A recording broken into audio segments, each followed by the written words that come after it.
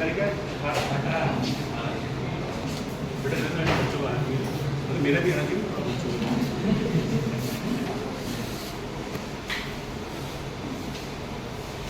So this is the major engineering PG Ayurvedic Medical College and Hospital, and today is the 18th July. We will study the asphyxia in detail. So in previous class, what I have told, the asphyxia is a condition which is characterized by the combination of hypoxia and hypercapnia due to the obstruction of the air passage. तो asphyxia ऐसी condition थी जिसमें hypoxia और हाइपरकैप्निया दोनों थी, oxygen कम हो रही थी, कार्बन डाइऑक्साइड बढ़ रही थी, क्यों? क्योंकि एयर पैसेज का किसी ने ऑब्स्ट्रक्शन कर दिया था। हाँ, एस्फिक्सिया एक ऐसी कंडीशन थी जिसमें ऑक्सीजन कम हो रही थी, कार्बन डाइऑक्साइड बढ़ रही थी, क्यों? किसी ने एयर पैसेज का ऑब्स्ट्रक्शन कर दिया था। एक दूसरी डेफिनेशन थी ऐसी कि improper addition of the blood, तो जो ब्लड के अंदर ऑक्सीजन जा रही है, कार्बन डाइऑक्साइड निकल रही है, तो प्रॉपरली सब चीजें सीक्वेंस से हो रही है, वो चीजें सीक्वेंस से हुई बंद हो गई। So that is improper addition of the blood. If continue for some time, जो ब्लड से कार्बन डाइऑक्साइड निकल रही है, ऑक्सीजन अंदर जा रही है, अगर वो गड़बड़ा जाए और कुछ लंबे समय तक गड़बड़ाए, इसमें इंटैक्ट एनिमल, इसमें इंटैक्ट एनिमल, तो क्या होगा? पैथोलॉजिकल मैनिफेस्टेशन, कुछ जो फिजियोलॉजी की वो गड़बड़ाना शुरू हो जाएगी, पैथोलॉजी बननी शुरू हो जाएगी और फाइनली डेथ हो सकती है। This is also definition. एक डेफिनेशन हमने सिंपल बोल दिया, ऑक्सीजन कम हो गई, कार्बन डाइऑक्साइड बढ़ गई, दैट इज एस्फिक्सिया। दूसरी डेफिनेशन हमने बोल दी कि जो ब्लड का एडिशन हो रहा था वो इम्प्रॉपर होगा, तो improper addition of the blood कुछ लंबे समय तक होगा, किसमें होगा? इंटैक्ट एनिमल में, जिसकी वजह से फिजियोलॉजी डिस्टर्ब हो जाएगी, पैथोलॉजिकल चेंजेस होने लगेंगे और डेथ। ठीक है, ये दो तरह से क्लासिफाई कर सकते हैं, एक जनरल और दूसरा लोकल। जनरल का मतलब क्या है?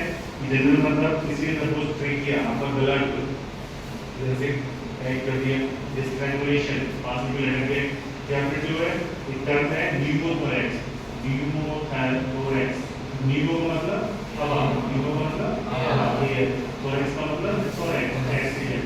तो आपके जो प्लूरा है, आपके जो लंग्स है, इनके अंदर हवा बन जाए प्लूरा, दैट इज न्यूमोथोरैक्स। क्या कहते हैं? न्यूमोथोरैक्स। तो उसकी वजह से भी क्या होगा? लंग्स जो कॉन्टैक्ट रिलैक्स कर रहे हैं वो सही से नहीं कर पाएंगे और जो हवा अंदर जानी चाहिए, बाहर निकलनी चाहिए, वो प्रॉपर्ली नहीं होगी। तो जो आपका एयर पैसेज था वो अपलोड हुआ, चाहे तो स्ट्रैंगुलेशन की वजह से हुआ, चाहे किसी आपकी ट्रेकिया की वजह से हुआ, चाहे लंग्स के अंदर हवा भर गई, हवा भरने की वजह से क्या होगा? जो लंग्स कॉन्टैक्ट रिलैक्स कर रहे थे वो प्रॉपर्ली नहीं कर पाएंगे, हवा अंदर बाहर नहीं होगा। These are the reasons for the general asphyxia. एक दूसरा शब्द है लोकल एस्फिक्सिया, तो नाम ही बता रहा है लोकल। लोकल मतलब एक पर्टिकुलर हिस्से में हो सकता है कि आपका पैर हो, हाथ हो, कुछ भी हो, एक पर्टिकुलर हिस्सा कैसे हो सकता है? जब हम लिगेचर बांधते हैं, क्या बांधते हैं? लिगेचर। तो हमने कस पे टाइटली बांध लिया, इतना टाइटली बांध लिया कि ब्लड की सप्लाई आगे होना बंद हो गई। ब्लड की सप्लाई आगे वाले हिस्से में नहीं हो रही है, हिस्से में ब्लड नहीं जाएगा, इससे में क्या होगा? Improper addition of the blood. क्या होगा? Improper addition of the blood, और इसकी वजह से ये जो डिस्टर्ब होनी शुरू हो जाएगी। तो these are the classifications, one is general and another is the local. Third one है, तो इसके लिए जो तीन कंडीशंस है एस्फिक्सिया होने के लिए, ऑक्सीजन कम है, कार्बन डाइऑक्साइड ज्यादा है, पेशेंट जो इंटैक्ट है, ये कंडीशन एक लंबे समय तक चल रही है, तो हम उस कंडीशन को बोलेंगे एस्फिक्सिया। तो इसके स्टेज है, एस्फिक्सिया को डिवाइड करा जाता है तीन stage: stage of hypertonia, stage of convulsion, stage of collapse. ये पूरी कहानी लटकने की है, 5 मिनट लग रहा है, जब इसके गला घुट रहे हैं तो पूरी कहानी 5 मिनट की है, कितनी देर की है? 5 मिनट की। इस 5 मिनट में 3 स्टेज लगती है: stage of hypertonia, stage of convulsion, stage of collapse. तो 1 मिनट का हाइपरटोनिया, 2 मिनट का कन्वर्जन और 2 मिनट का collapse. First we will see the stage of hypertonia. Basically क्या है? It is due to the powerful stimulation of respiratory center by excess of carbon dioxide.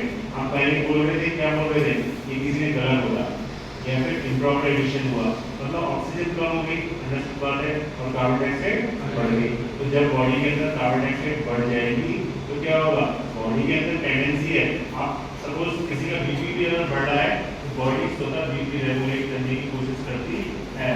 तो BP स्वतः regulate नहीं होता है तब हमें दवाइयाँ खानी पड़ती है। जब आप लोगों ने पढ़ी होगी क्या, रेगुलेशन ऑफ रेगुलेशन तो पढ़ा होगा short term, long term, intermediate and miscellaneous. तो जो short term, long term, intermediate process थी तो नेचुरली आपका बीपी तुरंत किसी का सपोज 80 की जगह 150 पहुंच गया तो तुरंत शॉर्ट टर्म आई एक्टिवेट हुई 45 मिनट के अंदर वो कंट्रोल कर पाती है तो ठीक है, नहीं तो ऑटोमेटिकली वो फेल हो गई। फिर इंटरमीडिएट आएगी वो अगर कुछ घंटों तक या आधे एक दिन तक कंट्रोल कर पाती है तो ठीक है, नहीं तो वो भी फेल हो जाएगी। फिर लॉन्ग टर्म आएगी जो कुछ महीने, दिन, सालों तक चलेगी। तो आपकी बॉडी के अंदर क्या है कि आपकी बॉडी के अंदर कुछ भी गड़बड़ाहट होती है तो आपकी बॉडी स्वतः इस प्रोसेस को मेंटेन करने की कोशिश करती है। जब वो तो मेंटेन नहीं होता है तब हमें वहां से हेल्प लेनी पड़ती है। तो भगवान ने ऐसी कंडीशन बनाई है कि जब कार्बन डाइऑक्साइड आपकी बॉडी के अंदर बढ़ जाएगा, कार्बन डाइऑक्साइड आपकी बॉडी के अंदर बढ़ जाएगा तो जो रेस्पिरेटरी सेंटर्स हैं वो ऑटोमेटिकली स्टिमुलेट हो जाएंगे। और रेस्पिरेटरी सेंटर्स का मतलब जो आपके अंदर ब्रेन रहते हुए वो सेंटर स्टिमुलेट हो जाएंगे तो क्या बोलेंगे आप जल्दी जल्दी सांसें लो, क्यों लो, जो चीज कम हो रही है उस चीज को पूरा करना है। कार्बन डाइऑक्साइड बढ़ रही थी, ऑक्सीजन कम हो रही थी तो जल्दी जल्दी सांसें लेंगे तो कार्बन डाइऑक्साइड बाहर निकालेंगे, ऑक्सीजन अंदर लेंगे। तो इसका कारण क्या है? इसका कारण है कि जब आपकी बॉडी के अंदर कार्बन डाइऑक्साइड एक्सेस हो जाती है तो वो ऑटोमेटिकली रेस्पिरेटरी सेंटर्स को उत्तेजित कर देती है जिसकी वजह से जो फर्स्ट स्टेज ऑफ हाइपरक्सिया वो होती है। अब जब रेस्पिरेशन उत्तेजित हो जाएगा तो क्या होगा?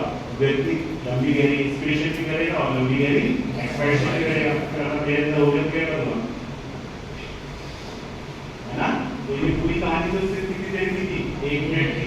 इस 1 मिनट के स्टार्टिंग के 10-20 सेकंड है, इसमें इंस्पिरेशन भी लंबा है और एक्सपायरेशन भी लंबा है। उसके बाद क्या होगा? इंस्पिरेशन कम होने लगेगा और एक्सपायरेशन बढ़ने लगेगा। तो इनिशियल स्टेज में इंस्पिरेशन और एक्सपायरेशन दोनों बढ़ जाते हैं और बाद में expiration become the more pronounced and then the inspiration. और ये जो पूरी कहानी है वो सिर्फ कितनी देर की है? सिर्फ 1 मिनट। स्टेज ऑफ हाइपरक्सिया क्या है इसका? Stage of hypoxia. तो एस्फिक्सिया को 3 स्टेज में डिवाइड किया था। तो पहली स्टेज में इसका नाम था स्टेज ऑफ हाइपरक्सिया। बेसिकली उसमें हुआ क्या? उसमें ये हुआ कि आपकी बॉडी के अंदर कार्बन डाइऑक्साइड बढ़ गई और इस बढ़ी हुई कार्बन डाइऑक्साइड ने ब्रेन के अंदर जो रेस्पिरेटरी सेंटर्स रखे हुए हैं उसको उत्तेजित किया जिसकी वजह से वो व्यक्ति की सांसें जो है वो बढ़ जाएंगी। इनिशियली प्रारंभ में उसका इंस्पिरेशन और एक्सपिरेशन दोनों बढ़ेगा लेकिन बाद में उसका इंस्पिरेशन कम होने लगेगा और एक्सपिरेशन बढ़ जाएगा। ये अवस्था सिर्फ 1 मिनट की होती है। इसी अवस्था को स्टेज ऑफ हाइपरक्सिया कहा जाता है। ठीक है, समझेगा? Second stage the stage of convulsion, stage of expiratory convulsion और stage of central excitation. Stage of central excitation और stage of expiratory convulsion. Stage of expiratory convulsion नाम ही बता रहा है अपने आप में, स्टेज ऑफ एक्सपायरेटरी कन्वर्जन। पहले वी विल सी कि व्हाट इज कन्वर्जन। कन्वर्जन क्या होता है? कन्वर्जन का मतलब झटके आना। जैसे मिर्गी का जो पेशेंट है, किसी को एपिलेप्सी है तो एपिलेप्सी में क्या होगा? वो व्यक्ति में झटके आएंगे, राइट? तो झटके आने का मतलब क्या है? झटके आने का मतलब ये है कि सपोज मैं अपना हाथ चला रहा हूँ, ये मेरे अधीन है, मैं चलाऊँ या ना चलाऊँ, मेरी बच्चियों की चलाऊँ और मेरी बेटियों की नहीं चलाऊँगा। अगर ये अपने आप चलने लगे, हाँ, तो this is uncontrolled muscular contraction. What term I have used? Uncontrolled muscular contraction. That is झटके, दैट इज कन्वर्जन। हाँ, कन्वर्जन बेसिकली होता क्या है? Uncontrolled muscular contraction. आपकी मसल्स में जो कॉन्ट्रैक्शंस हो रहा है वो कंट्रोल्ड आपके अधीन नहीं है, that is known as convulsion. तो बेसिकली क्यों होती है? The accumulation of CO2 and lack of oxygen and acidosis combine together to stimulate the respiration as well as other nerve center. तो पहले तो क्या हुआ था? सिर्फ कार्बन डाइऑक्साइड बढ़ी थी तो रेस्पिरेटरी सेंटर उत्तेजित हो गए थे। अभी दूसरी अवस्था में क्या हो रहा है? कार्बन डाइऑक्साइड बढ़ रही है, ऑक्सीजन कम हो रही है, साथ में एसिडोसिस भी हो रही है। ठीक है, पहले में क्या हुआ था? सिर्फ कार्बन डाइऑक्साइड बढ़ी थी, सिर्फ कार्बन डाइऑक्साइड बढ़ी थी। दूसरे में कार्बन डाइऑक्साइड बढ़ रही थी, ऑक्सीजन कम हो रही थी और साथ में एसिडोसिस भी हो रही थी। मतलब बॉडी के अंदर जो H आयंस है, एसिड है, वो बढ़ रहे हैं, हाइड्रोजन है बढ़ रहे हैं। तो बॉडी के अंदर एसिडोसिस भी हो रही है, बॉडी के अंदर कार्बन डाइऑक्साइड भी बढ़ी हुई है और बॉडी के अंदर ऑक्सीजन कम हो गई। ये सब मिलके जो है रेस्पिरेटरी सेंटर्स को और ब्रेन के अंदर जो दूसरे इंपॉर्टेंट सेंटर्स हैं उनको भी उत्तेजित करेंगे। इसीलिए इसका नाम क्या है? Stage of central excitation. क्या नाम है? Stage of central excitation. मतलब आपके जो सेंट्रल नर्वस सिस्टम, जो ब्रेन के अंदर इंपॉर्टेंट सेंटर्स रखे हुए हैं, वो सारे सेंटर एक्साइट होने लगे। राइट? क्यों होने लगे? कार्बन डाइऑक्साइड बढ़ गई, ऑक्सीजन कम हो गई और बॉडी के अंदर जो हाइड्रोजन आयन थे, एसिडोसिस थी, वो होने लगी। ठीक है, इसीलिए स्टेज का नाम क्या है? Stage of central excitation. क्या नाम है? Stage of central excitation. Basically क्या है? It is characterized by the convulsion, that is the uncontrolled muscular contraction and all the sign of central excitations appears. Stage of central excitation. तो central excitation के सारे science इस अवस्था में देखने को मिलते हैं। वो क्या हो सकते हैं? That is vasoconstriction. आपकी जो वेन्स हैं, आर्टरीज हैं, उनमें कंस्ट्रिक्शन हो जाएगा, बीपी बढ़ने लगेगा। वैसोकंस्ट्रिक्शन। आपकी जो प्यूपिल्स हैं, प्यूपिल्स कॉन्स्ट्रिक्ट हो जाएंगी। और क्या होगा? जो आपकी बॉडी के अंदर रिफ्लेक्सेस होते हैं, वो सारे रिफ्लेक्सेस नॉर्मल से ज्यादा एक्सीलरेटेड हो जाएंगे। तो आपकी बॉडी के अंदर जो आर्टरी वेन्स थी, उनमें कॉन्स्ट्रिक्शन होने लगा, प्यूपिल कॉन्स्ट्रिक्ट होने लगे और जो रिफ्लेक्स का जो आपके अंदर रिफ्लेक्स थे, वो नॉर्मल से ज्यादा एक्सीलरेट हो जाएंगे। अगर मैं भी अगर अपनी नीज पर मारता हूँ और उसके रिफ्लेक्स में टांग वाली इतनी घूमती है, तो आप ज्यादा घूमने लगेंगे। तो रिफ्लेक्सेस जो है वो कैसे हो जाएंगे? एक्सीलरेटेड।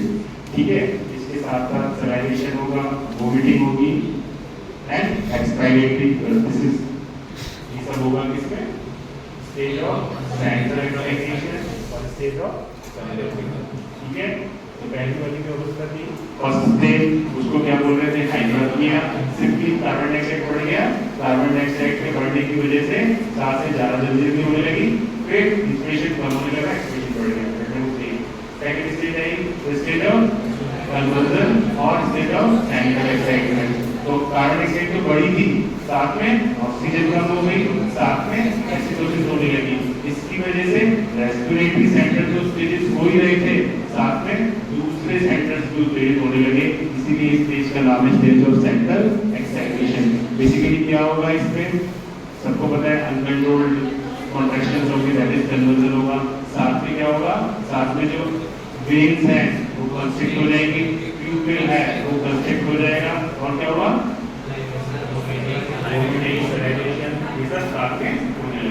अब है तीसरी stage, that is the stage of collapse. Stage of collapse, इसी का नाम है stage of slow deep inspiration. अब बस मरने ही वाले हैं, तो क्या हो रहा है? स्लो हो रहा है कोई मोमेंट? क्या हो रहा है? That is slow deep inspiration. क्या है ये? Slow deep inspiration. Stage of slow deep inspiration और stage of central depression. Second stage क्या थी? Stage of central excitation. ये क्या है? Stage of central depression. Stage of central depression या फिर slow deep inspiration. Slow deep inspiration और stage of central depression. ठीक है, फाइनली क्या होगा? जब आपका सेंट्रल डिप्रेस हो रहा है तो आप गिरने वाले हो, that is the stage of collapse. Stage of collapse, आप गिर जाओगे, है ना? तो पहले किस घटना को बताएंगे? Slow deep inspiration. उसके बाद stage of central excitation depression, stage of central depression, finally collapse. Finally collapse. तो ये तीसरी अवस्थाओं के तीन नाम हैं और ये अवस्था जो है ये भी 2 मिनट के लिए होती है। तो this stage is due to the direct effect of oxygen lack on respiratory center. Basically क्या था? अभी तक बॉडी के अंदर कार्बन डाइऑक्साइड बढ़ रहा था, ऑक्सीजन कम हो रही थी। अब इतनी कम हो गई कि डायरेक्टली ब्रेन के अंदर भी तो ऑक्सीजन कार्बन डाइऑक्साइड घूम रही है, तो जहाँ पे रेस्पिरेटरी सेंटर रखे हैं उस हिस्से में ही आपको ऑक्सीजन कम हो गई है। तो कहीं से आपके एरोबिक साइनस से, एरोबिक बॉडी से उत्तेजना देने की जरूरत नहीं है। जहाँ पे रेस्पिरेटरी सेंटर्स रखे हैं उस हिस्से में ही ऑक्सीजन कम हो गई है कि वो अपने आप उत्तेजित हो जा रहा है। ठीक है, अभी तक क्या हो रहा था? अभी तक जो रेस्पिरेटरी सेंटर्स जो स्टिमुलेट हो रहे थे वो इंफॉर्मेशन यहाँ से जा रही थी। अभी क्या है? जहाँ रेस्पिरेटरी सेंटर रखे हुए हैं उस हिस्से में ही ऑटोमेटिकली ऑक्सीजन कम हो गई है और वो कहीं से उत्तेजित करने की जरूरत नहीं है, वो खुद उत्तेजित हो रहा है। रेस्पिरेटरी सेंटर्स जो है वो डायरेक्टली स्टिमुलेट हो जाते हैं। तो बेसिकली क्या होता है, expiratory convulsion ceases and replace by slow deep inspiration. तो पहले सबसे पहले जब ये अवस्था स्टार्ट हुई थी, है ना, तो उसके 30 सेकंड बाद इंस्पिरेशन कम हो गए और एक्सपायरेशन बढ़ने लगे। उसके बाद झटके आने लगे, बीपी कॉन्सेप्ट हो गए, बीपी बढ़ने लगे, समझ लगा, राइट। अभी लास्ट में क्या होगा कि expiratory convulsion ceases are replaced by slow deep inspiration. Expiratory convulsion जो है वो खत्म हो जाते हैं और स्लो डीप इंस्पिरेशन जो है वो होने लगते हैं। तो इंस्पिरेशन बिकम स्पैस्मोडिक, एक शब्द है स्पैस्मोडिक, इंस्पिरेशन बिकम स्पैस्मोडिक, मतलब हर सांस में दर्द हो रहा है, सांसें हम कैसे ले रहे हैं, स्लो डीप इंस्पिरेशन। और इसमें जब हम नॉर्मली ऐसे ले भी रहे हैं तो वो कैसी है, स्पैस्मोडिक। स्पैस्मोडिक मतलब दर्द के साथ कर रहा है व्यक्ति। तो slow deep inspiration become spasmodic. Spasm मतलब कॉन्ट्रैक्शन, मतलब जो मसल्स है उनमें कॉन्ट्रैक्शन हो रहा है और दर्द हो रहा है। तो जो धीरे गहरी लंबी सांसें चल रही थी नॉर्मली भी चल रही है, दर्द के साथ चल रही है, चल रही दर्द के साथ। Inspiration become spasmodic and with each inspiration the animal stretch out itself. तो जब वो सांसें ले रहा है ना तो वो अपने आप को स्ट्रेच करने की कोशिश कर रहा है, तो अपनी बॉडी को स्ट्रेच करने की कोशिश कर रहा है। तो क्या करना है कि जो सांसें थी वो स्लो डीप इंस्पिरेशन, पहला पॉइंट। दूसरा point with pain that is spasmodic, with pain that is spasmodic. तीसरा पॉइंट वो व्यक्ति साथ में क्या कर रहा है, अपनी बॉडी को स्ट्रेच आउट कर रहा है, क्या कर रहा है, अपनी बॉडी को स्ट्रेच आउट कर रहा है। So this is, and finally open its mouth widely as it is gasping for the breath. Finally जो जाने वाला होगा तो क्या करेगा, open its mouth finally as it is gasping for breath, मतलब हवा इतनी कम हो गई है कि वो सब कुछ बड़ा सा मुंह खोल के हवा को अंदर लेना चाह रहा है। फाइनली लास्ट में क्या होगा, open its mouth widely as it is gasping for breath. And sign of central depression, अभी तक क्या हो रहे थे, प्यूपिल कॉन्ट्रैक्ट हो रहे थे, अब प्यूपिल डायलेट होने लगेंगे, वेन्स कैसी हो रही थी, कॉन्ट्रैक्ट हो रही थी, अब वेन्स रिलैक्स होने लगेंगी। जब वेन्स आके रिलैक्स हो जाएगी तो बीपी कम हो जाएगा, बीपी कम हो जाएगा। तो ये सब मिलेगा किसमें, इसका नाम है, तीसरी अवस्था के 3 नाम है, कितने नाम है, 3। पहला नाम है the stage of slow deep inspiration, दूसरा नाम है the stage of central depression, तीसरा नाम है स्टेज ऑफ कोलैप्स। बेसिकली इसमें क्या होता है कि जहाँ पे रेस्पिरेटरी सेंटर्स रखे हुए हैं उस हिस्से में ही ऑक्सीजन कम हो जाती है, तो रेस्पिरेटरी सेंटर्स स्वतः ही उत्तेजित हो जाते हैं, राइट। बेसिकली इसमें होता क्या है, अभी तक क्या हो रहा था कि जो एक्सपिरेटरी कन्वर्जन थे वो खत्म होने लगे, झटके आने बंद हो गए। अब पेशेंट क्या करेगा, स्लो डीप इंस्पिरेशन। दूसरा पॉइंट विद दर्द मतलब स्पैस्मोडिक, दर्द मतलब स्पैस्मोडिक। तीसरा point he will stretch out himself, वो अपनी बॉडी को बाहर की ओर स्ट्रेच करेगा। चौथा पॉइंट फाइनली क्या करेगा, वो एक लंबा बड़ा सा मुंह खोलेगा, he will just like a gasping air.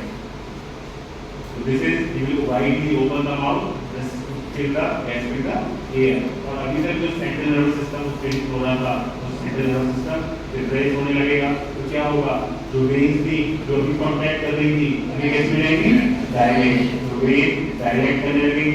और साथ में क्या होगा, जो प्यूपिल्स अभी कॉन्ट्रैक्ट कर रहे थे कैसे हो जाएंगे, डायलेट और डायलेट हो जाएगी। This is the asphyxia, the third is श्वास अवरोध। ये शब्द है श्वास अवरोध, संस्कृत में आ सकता है एग्जाम में, श्वास अवरोध और एस्फिशिया। और together asphyxia extend only for 5 minutes and treatment क्या है, ये ऊपर लिख के है, जब इसको चालू आर्टिफिशियल रेस्पिरेशन देना शुरू कर दो, है ना। इसका ट्रीटमेंट क्या है कि जिससे ऑक्सीजन की कमी हो रही है आप जल्दी ऑक्सीजन दो, कुछ नहीं तो माउथ टू माउथ स्टार्ट कर दो, कुछ नहीं कर पा रहे हो तो आर्टिफिशियल रेस्पिरेशन उसको, ठीक है, समझ आया। दिस इज श्वास अवरोध।